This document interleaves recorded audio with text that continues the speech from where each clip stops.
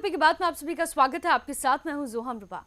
प्रधानमंत्री आवास योजना एक ऐसा सपना जो गरीबों की जिंदगी में छत लाता है, लेकिन प्रयागराज में इस सपने को ही लूट लिया गया। जनपद में 2 मंजिला घरों में रहने वाले उन लोगों ने भी इस योजना का फायदा उठाया जो पहले से खुद को समृद्ध मानते हैं। कागजों में गरीब बने और सरकार की आंखों में धूल झोंक कर हथिया ली लाखों की सरकारी मदद।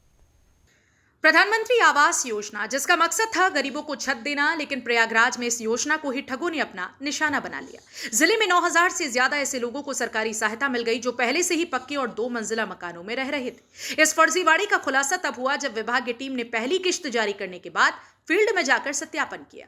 शंकरगढ़ ब्लॉक में जांच के दौरान 3,127 ऐसे लाभार्थी मिले हैं जिनके यहां आवास निर्माण का कोई कार्य शुरू ही नहीं हुआ था।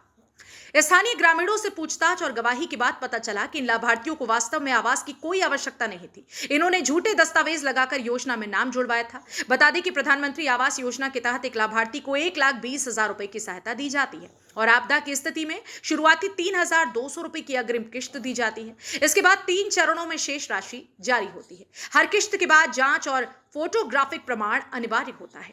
वहीं इस पूरे मामले पर प्रयागराज की मुख्य विकास अधिकारी हर्षिका सिंह ने कहा कि जो भी व्यक्ति फर्जी दस्तावेजों के जरिए सरकारी योजना का लाभ ले रहे थे, उनके खिलाफ कड़ी कार्रवाई की जा रही है। रिकवरी प्रक्रिया शुरू हो चुकी है और जिम्मेदार अधिकारियों की भी तहकीकात की जा रही है।